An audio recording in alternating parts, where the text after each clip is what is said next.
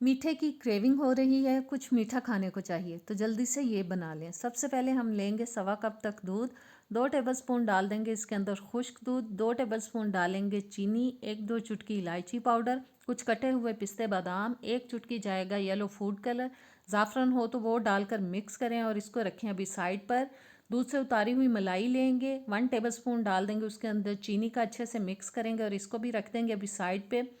2 slices ले लिए हैं ब्रेड के, इसकी चारों साइड्स को हम उतार देंगे। हस्बे ज़रूरत आप स्लाइसेस लें, साइड्स को उतारें और एक स्लाइस के ऊपर अच्छे से चीनी मिली हुई मलाई को स्प्रेड कर दें, फैला के लगा दें। दूसरा स्लाइस रखें इसके ऊपर। अब इसको हम 4 पीसेस के अंदर काट लेंगे। कटे हुए पीसेस को किसी भी ट्रे के अंदर अपनी पसंद के हिसाब से आप सेट करें। ऊपर डालें इसके पिस्ते और बादाम वाला दूध। ज़बरदस्त स्वीट डिश हमारी हो चुकी है तैयार। ठंडा करें और इंजॉय करें।